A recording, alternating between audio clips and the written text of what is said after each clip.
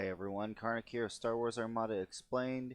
Today I'm just taking a little bit of a break from interviews, from doing rule explanations. I'm actually just going to show a battle log of a game I had last night. It's after I concluded my interview with Ryan, he was all like, "Hey, I've got some time, let's play a game." And I was like, "Sure." So we set up the board and we're going to play. So I'm not playing anything super fancy.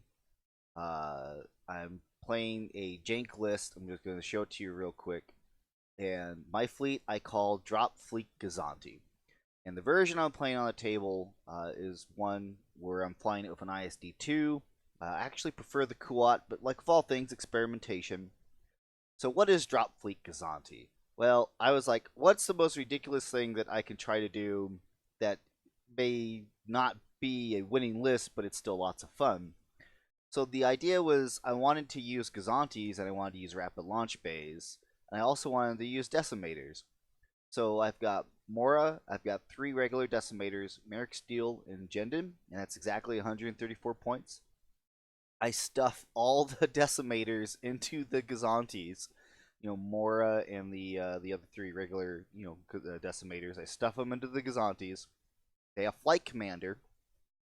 So the whole idea about the drop fleet is essentially you stuff the Decimators into the Gozantis, you launch them speed 3 across the table, you use a flight commander to then dump out the Decimators with the rapid launch bays, and then the Decimators, of course, being rogue, can then activate after that and go speed 3. So pretty much you take them halfway across the table.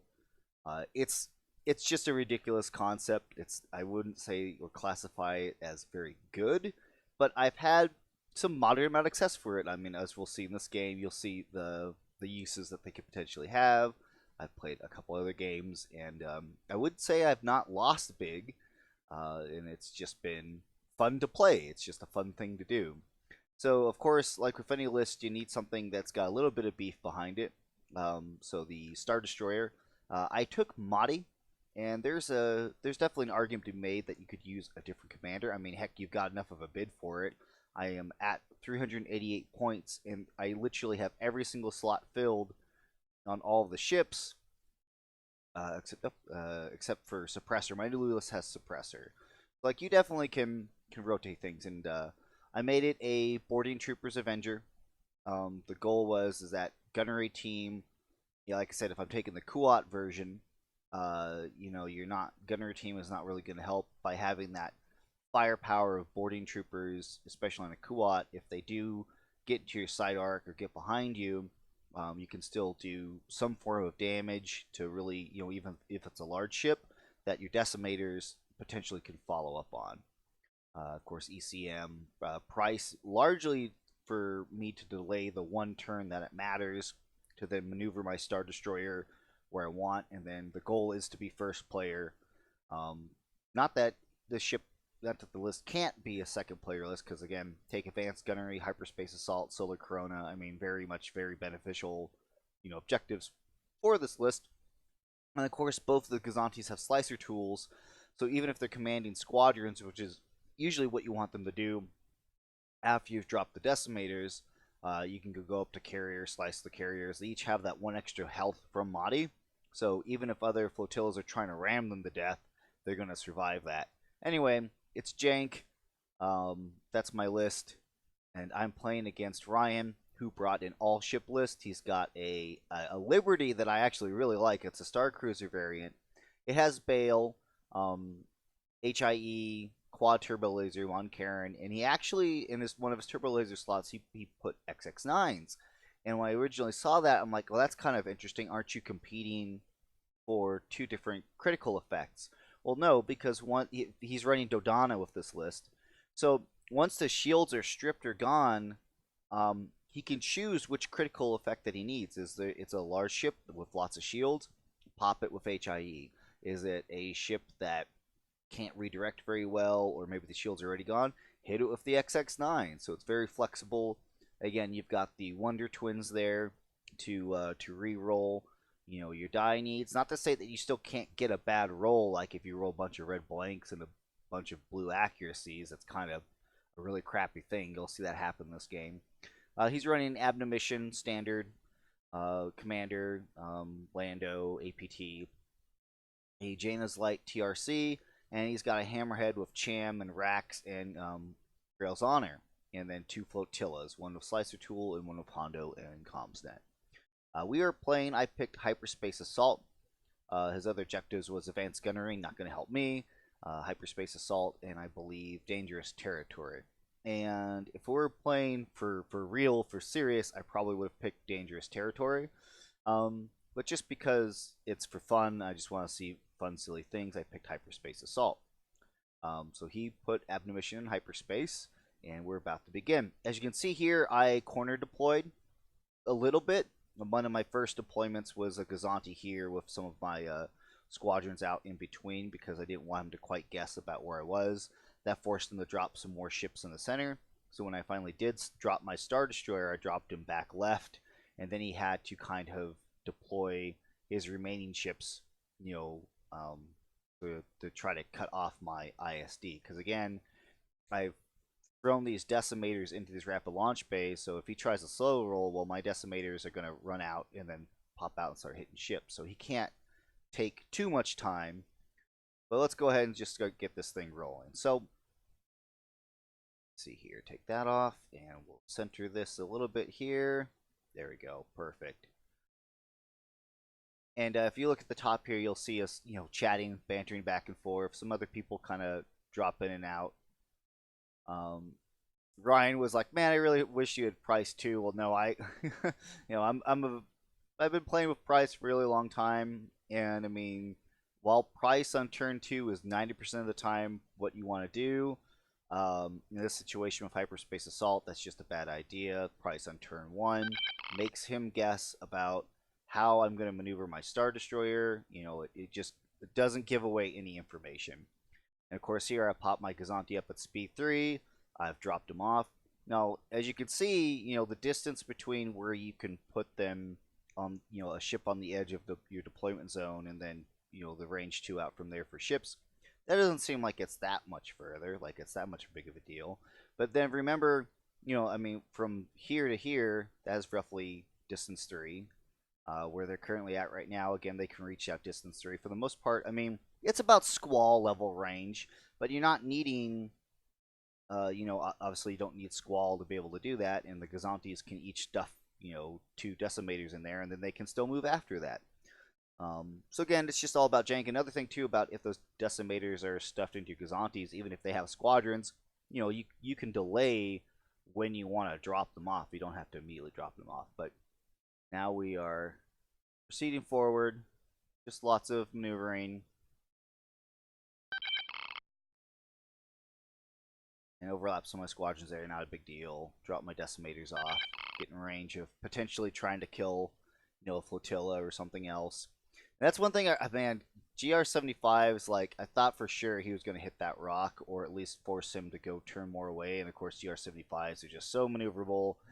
It makes me really just jealous that the Gozantis are not nearly as that maneuverable. Of course, Jaina's, I felt was an interesting choice of slowing Jaina's Light down. I don't know why he decided to do that. I guess he wanted to keep it out of range of all the Decimators, which makes sense. But at the same time, then it's not in position to really threaten my ISD going into turn 2 or turn 3. Same thing with Grails. He slowed it down. And it's got Cham on it, so again, going slow, again, the more turns that go by, you know, necessarily you got less opportunity for, you know, when Cham can be utilized, is my thought. But I'm not the tactician here. I'm more scared of that Liberty, and that's my main target that I want to get. So now he's got to move that Liberty. And he's moving at speed 2, and I thought he made a really interesting choice to take the navigation token and not do the navigation command. So of course Liberties at speed 2 just are awful at speed 2. You can't really do anything with them other than move forward. And he came straight ahead. He didn't try to maneuver or otherwise. Which, you know, again, for me, it's libs. If you got navigation command, I think that you should try to utilize those yaw clicks. But he took it straight ahead. I reveal navigation command. I use those clicks. I'm trying to keep in mind about where he can drop Abnomition off that token, and keeping in mind the range of his red range dice, my speed. He's got the quad battery turrets, and also again when I have to move, because he does have last activation, I don't want to move into his blue range. I want to try to stay out of it. So I'm just fiddling with things. I finally do maneuver like that. It gives me opportunity to, not just immediately rush forward, and helps delay some of that movement. At the same time, my front is still essentially pointed towards the enemy. If I do need to nav and jank more to the right, I still can do that. This maneuver, this 2-click, 1-click, I use it a lot. I really like it, especially, again on this right-hand side, or, the opposite if it's on the left, is because it doesn't really turn your front too far away that you're turning away from a target. It doesn't make it difficult to then turn back on target with a navigation command. At the same time, if you see from there, this part here, you're not really going forward at a true speed 2. It's really kind of dropping you back a bit. So it gives you more flexibility in terms of your speed control and trying to out-throw your opponent in terms of range. So he's checking that, and then that's pretty much it. I move Maarek Stele and Jendon. There's nothing in view. I move the Decimators to start hitting that liberating the side. And the first attack, huge whiff. That's the thing about VTs, is like, yeah, they're throwing 3 blues, and you're like, man, there's got to at least be 1 damage in that, right? Nope, no damage in that at all. Makes me super sad. Send the second one up. And he throws 3 damage right off the bat. It's like, oh, okay, well, that kind of it doesn't really average it out because he can brace the 2. Yeah, I guess it's an average, because even if brace is still 2 damage. If the other one had done 1 damage, it's about roughly the same. So can't complain too much there. And the other Decimators couldn't reach anything else that I felt comfortable trying to get. Again, he whiffs on the GR. I send MK up, and she managed to get an accuracy. I can't reroll the other one for another damage, so just plinks his shield off. Better to shoot something than nothing. And even with them essentially like all in flak range, it doesn't matter. They all have so much health. I don't care if they get shot, because if he's shooting them, it means he's not shooting ships. And even if they can't shoot ships and they can only flak, it doesn't matter. So much health, you can't kill him fast enough. All right, we proceed to the next turn. He's going to drop his Abnomition, and I knew he was going to put it there. I knew it was going to be somewhere around over there. I didn't care so much that if he had range on my Gozantis next to the Hyperspace Assault, because he doesn't have H9s to auto-lock an accuracy on a blue die and kill them. He could still potentially throw a side arc shot with 2 die and maybe get an accuracy, but chances of that are not super great, and that was a risk I was willing to take. The reason, again, for this side jank right here for my Star Destroyer is because since I knew he was going to do that drop there, I was hoping I could then speed up my Star Destroyer and get out of close range, or otherwise maneuver out of close range of Abnomition and stay out of blue range of his Liberty. That was my thought process. And I almost managed to accomplish that. I get really close. Move the tokens here. And, of course, I can't leave my Abnomition there. He's got Dodonna, he's got APT, he's double arced. That's too much damage to try to risk, especially if he was to pull something like Projector Misaligned, or if he pulled some cards that make me only be able to shoot, 1 ship, etc. So I do throw. I half debated on I didn't have boarding troopers, but when I was setting up my command dials, I almost did Squadron on turn 2. But since I knew he was going to drop there, and I knew that I had to do my speed jank, for me it was just best to just stick with the double nav and then do Squadron for the 3, because I figured if it's going to chase after me, it's going to want to be in close range. So I managed to do just a tiny bit of damage to Abnomition. Actually made him force a discard very early on, which is good for me, because it eventually means when my Decimators, if I need them to start go chewing on it, that's 1 less defense token they got to worry about. Now I spend forever here just trying to figure my way out of this janky situation of needing to be out of close range of Abnomition, out of blue range of the MC-80. I wanted to preferably stay at speed 2, but found that I couldn't accomplish what I wanted to. So I knew I had to go to speed 3, and you know what? If I'm at speed 3 at long range still, you know, that's one blue die. Yeah, he could potentially get that HIE shot, but again, risk I was willing to take. This game is about taking risks sometimes. I managed to just pop up. I don't quite make it out of front arc of Abnomition. I make it out of side arc at close range, which is fantastic. That's at least what I was trying to avoid. But not quite enough to get out front. But you know what? With just 2 black die, it was like, yeah, you know, my odds are still pretty good. I did manage to avoid the blue range from the Liberty, which is what I wanted. Now, he does have Bale, and he's going to go first next turn. But I knew that unless he gets a double arc with this Lib, and if he wants to get that double arc, he's going to have to put himself in a situation that's not as advantageous for him. And also, I was really confident with a Motti Star Destroyer that I was going to make it out okay. I didn't know if I was going to be alright, but I was pretty confident that I was going to be okay. So then we follow up with some of my slicers. And I made a slight mistake of... Or no, he activated his Quantum Storm because he's going to come in and slice my Star Destroyer. So he's going to slice away my squadron command I had on my ISD. And that makes me sad because I wanted those boarding troopers, but at the same time. Now here I made a mistake. I should have taken this initial Gozanti, and I should have just flown it up and just sliced his Liberty. I didn't, for whatever reason, I didn't think about that. It was really late when we were playing this game. And instead, I rammed his Quantum Storm. Because my idea was that, you know, I should try to ram his slicer tools to death. And instead what happened is I just kind of got in my own way with my ships. And I end up ramming my my own guys.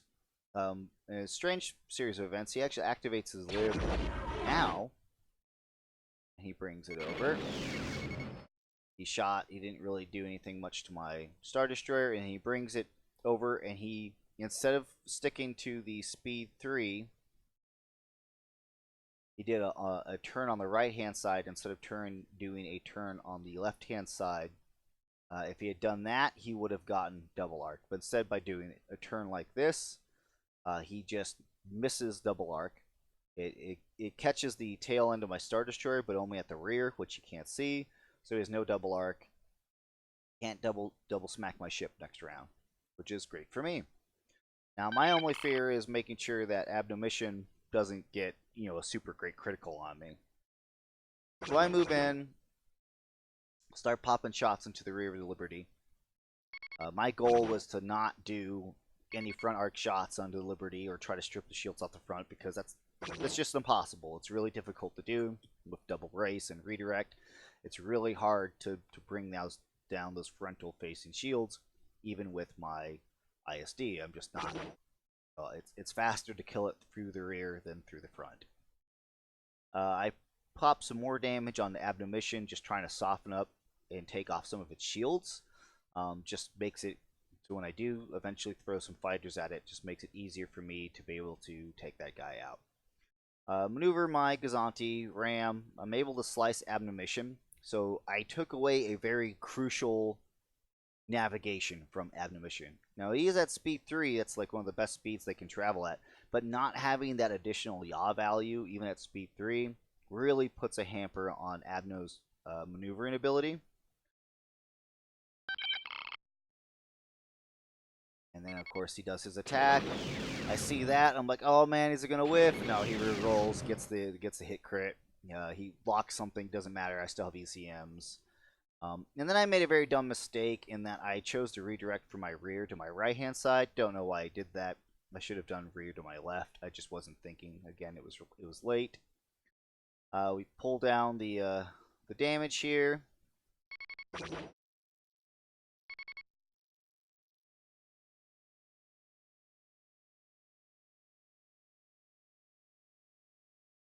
see here, and oh, he pulled a, I don't know why he didn't show the damage cards, but he chose structural on my Star Destroyer.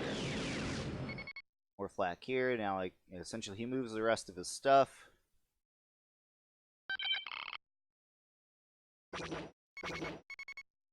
much just scoot this forward. Now, Jaina, I position, you know, even though I did back up and land right there, one great thing is that it forces Jaina's light to be out of long range of my Star Destroyer. So he can't get quite the positioning that he wants. So he's forced to get into a position that's still not very great. Forces him a little bit out wider so that when my Star Destroyer does move and try to get away, you know, he still has to chase to catch up to me. Move the rest. Again, Decimators trying to do their Decimator thing. 1 damage, another big whiff. And then these other Decimators coming in, hitting them up. Yeah, luckily that was Morna Kee, so she took what would have been a whiff and turned it into 2 damage at least. Forces him to discard the redirect because he's got no more shields on his left, right, and rear now. Still has all the shields up in the front, which is fine. I'm not planning to shoot his front. I'm always just going to keep pegging into different hull zones. And I was really happy that he discarded the redirect there. In my personal opinion, I don't understand why he did that because, again, if his MCE 80, even though it's going first, if it can't get out, my side shot can still hit his side and do some damage. Although I do have XI7, so I mean, it's just one of those things that, you know, he's going to eat something, but, you know, now with no redirect, he can't put any damage anywhere. So he hondos, he gives himself a squadron command and a Confire token. I get a navigate and a repair. Oh yeah, one thing, when he did bring this Quantum Storm over to slice my Star Destroyer, he sliced it from a squadron command to a navigation command. And I even mentioned to him, I'm like, I'm not sure if that's what you want to do. He's like, no, that's what I want to do. Well, that comes back to bite him in the butt. Because again, by giving me that navigation command, it only gives me flexibility to get out of a bad situation compared to if he just bit the bullet and gave me a repair command. I mean, yeah, it's a repair command, but it still doesn't allow me to speed up, and it still doesn't give me an extra navigation click. I still can't get away or into a more favorable position for me. I can't get away from Admonition as easy. But he shoots, as you can see here, gets a really bad roll, just really bad odds. He gets some blank reds, lots of blue accuracies, and again, he can only choose to re-roll, you know, one set of die or another. Now he does manage to salvage this because he has a Confire token. He revealed a Concentrate Fire command. So what he does is he adds a red die with the Confire dial, and then he re-rolls one of the blues, which is great. So now he's got only 2 worthless die with the double accuracies, and then he chooses to re-roll his reds to get away from you know, blank die into something more useful. He rolls a double, and unfortunately another accuracy. So he's got 3 die that don't really help him out a whole lot. He's got HIEs. He chooses not to use HIEs. He wants to pound in the XX9 damage, which he does. And he gives me a bad crit. Or not a bad crit. He gets a structural for the first one. Again, just trying to just take down my Star Destroyer. And the second one was the thrust control malfunction. So my last yaw click on my top speed is reduced by 1, which that comes back to bite me in the butt so hard later in the game. It's unfortunate that he got that and he chose that. There were other options he could have chosen. He chose that because, again, he wanted to keep my Star Destroyer from being maneuverable. He comes in. He thought he was going to be able to squeeze in there at distance 1 or at speed 1, and he just doesn't quite make it. He just barely taps the edge of my ship. And if this was on a real table, that probably would fit. That probably would fit just fine. But because Vassal's pixel perfect, that's just one of those unfortunate things. It's just happened to be straight on. It puts him back. It gives me an avenue of escape. Now I gotta move my Star Destroyer because I can't leave it there for Abno to essentially blow up. So I reveal the navigation command he gave me. I do a repair command. I move some of my shields around. I do that side shot. Again, no redirect. So I don't need accuracies at all. So I re-roll leading shots that. Some more damage. He braces it. He still takes a critical. Nothing too crazy from that critical. Now I'm shooting, again, Admonition just because I want to try to soften him up for my fighters. Unfortunately, again, roll a critical I don't need. Is not useful at all. He abnos and tosses his other evade. But again, I'm still making him spend defense tokens, so when my fighters do eventually get around to it, you know, he's got less tools to deal with it, because eventually he's going to run out of shields. So I do manage. I thought that I totally forgot I had that one crit about can't use the yaw. So I'm like, oh yeah, that was a mistake. So I go back, and now I'm trying to figure out how the heck do I get out of here? How the heck do I get out of this bad situation when I can't use the one yaw? I finally find a maneuver, and I put the second yaw on click 2 instead of trying to mess around with 3. And that allows me to get out. Scoot scooch. And again, it puts me at a range of Janus Light. It can't shoot at me. So he shoots at Gozantis. There's some flacking that goes on.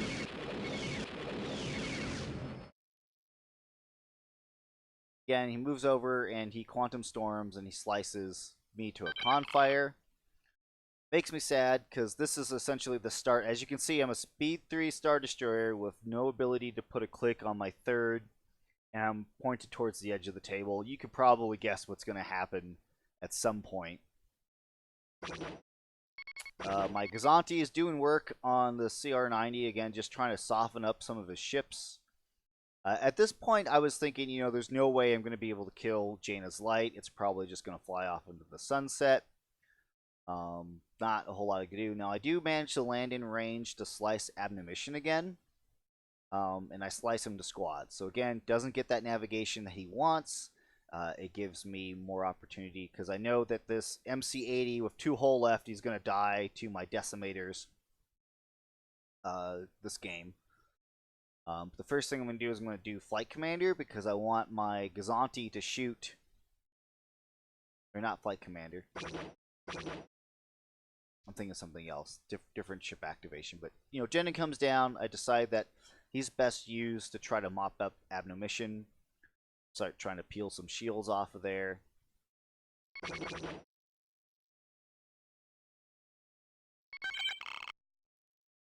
I have my Gozanti. Or that's his Janus Light is shooting now. He decides to flak. He's trying to figure out where he can put his Janus Light. And he was trying to do a speed 3 to right there. But unfortunately, he didn't quite observe where that line. So, you know, looking at the maneuver tool, if you look right here, essentially that is where his ship is going to end up. When I saw him do that, I'm like, there's no way he's going to make that because his shield dial is going to overlap onto my ship because I'm at just the right angle. So he locks in and he moves his ship, and sure enough, the shield dial is overlapping on my Gozanti. And he was all like, wait, what? And in Vassal, it doesn't matter if you lock the maneuver tool or not. The positioning is always going to be the same where it moves to.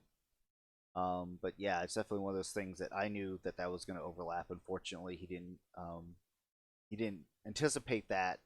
Bumps his CR90 all the way back and keeps it there, which is great for me. You know, I love it when ships stand still and don't do anything. This Gozanti I have shooting at the lib. Managed to put a damage into it.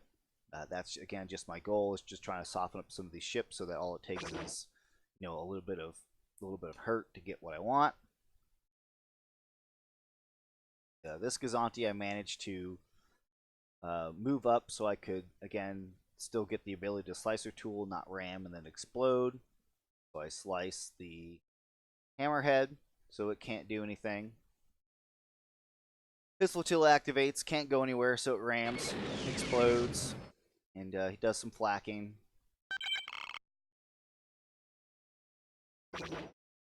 His Admonition goes, just trying to throw some damage out there.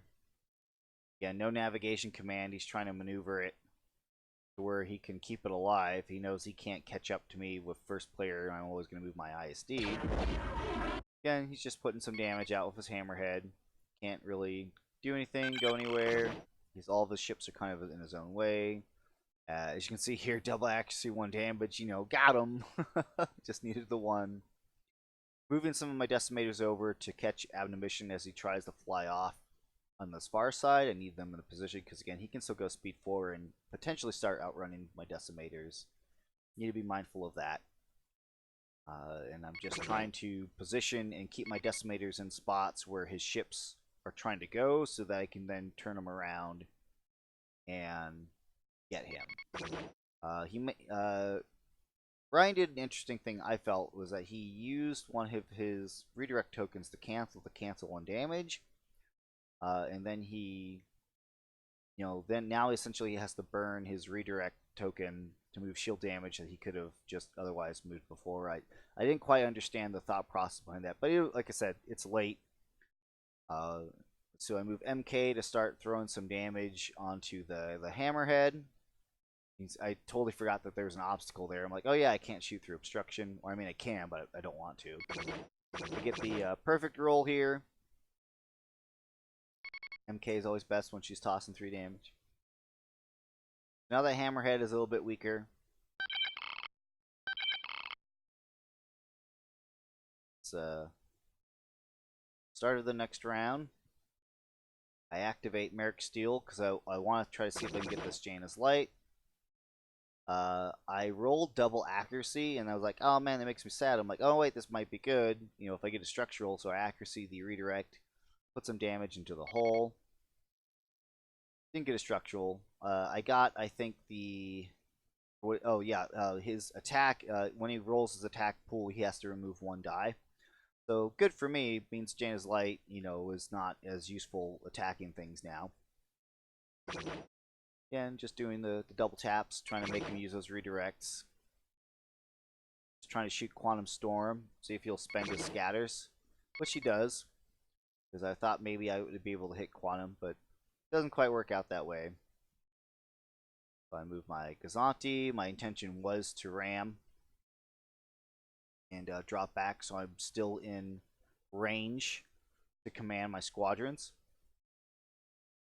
Or if the CR-90 wanted to try to turn to chase my Star Destroyer, I don't give him quite the positioning that he wants.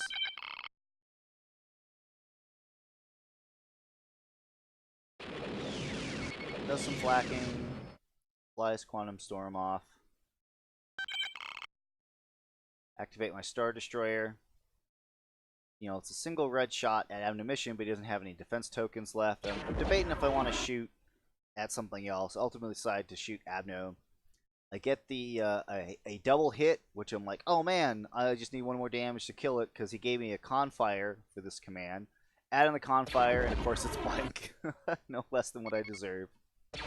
Leaves Abnemition at 1 health with no defense tokens. He already had used Lando on the very first attack I did way back when. Doesn't have Lando anymore.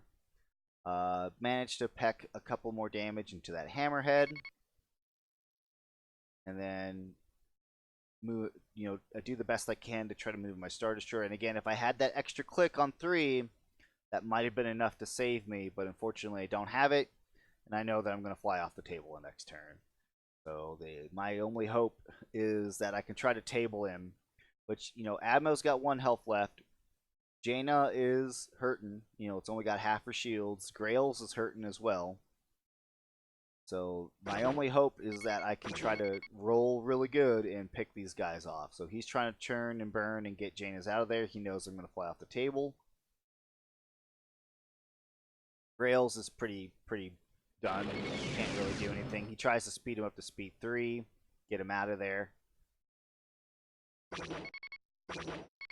And he's got Admo down here just pecking at me.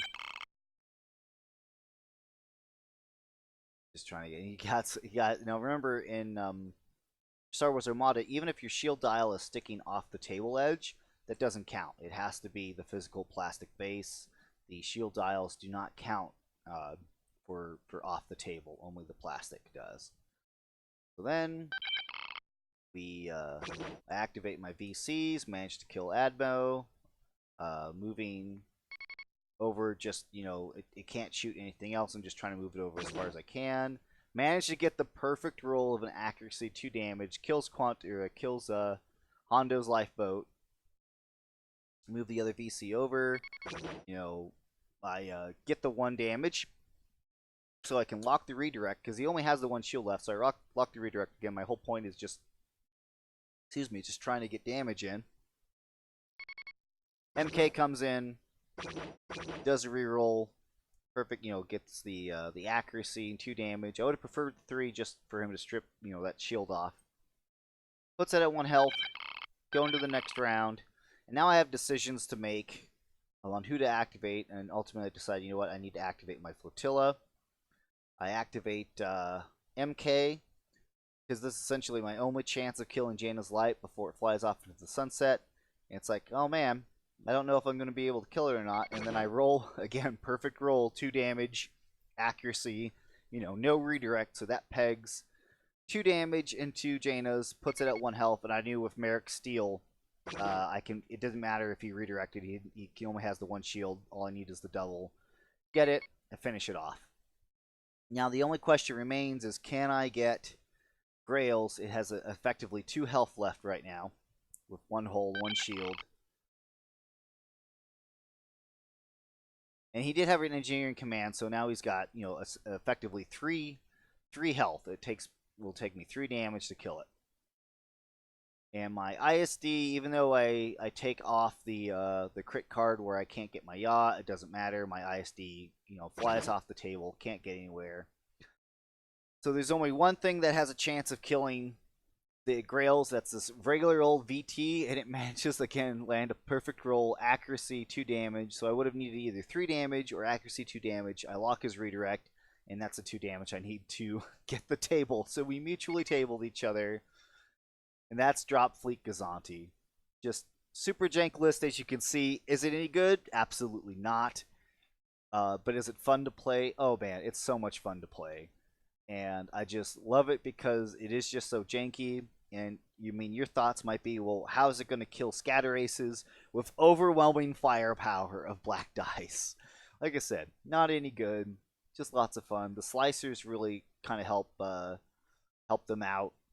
And yeah, so that's Drop Fleet Gozanti, even though I got mutually tabled. If I had not gotten double sliced and I hadn't gotten that crit, I feel like that my Motti Star Destroyer, it was limping, but it would have made it away and would have been safe, and that would have been essentially a 10-1 for me.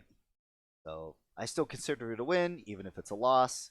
I had a lot of fun, so did Ryan. The whole time, Ryan and I were just bantering, and even afterwards, he's all like, that list is just stupid jank, and I hate it. No, he didn't hate it, but he's just like, it was fun. So that's Drop Fleet Gozanti. Hope you guys enjoyed this video. Again, I'm just doing something, relaxed, fun, talk about a little bit of strategy, elements to think about, stuff like that. As with always, I appreciate you guys watching the videos. If you have any questions or comments, leave them on the channel. I'll be sure to answer them. Again, remember, I'm still doing my drive to reach 1,000 subscribers before May 11th of next month. I'm trying to get to the threshold to where I can stream from my mobile phone. It's not because I want to monetize my channel or anything like that, because that's something that I may do in the far future. That's always a possibility, but for right now, my intent is not to monetize. I just want to be able to live stream my games as I travel. I'll link below a video for where I have a raffle going on. If you make a comment, you can get entered in the $50 gift card raffle for that. But please spread the word. Trying to hit 1,000. Appreciate you guys watching again, and I hope you all have a good one. See you next time.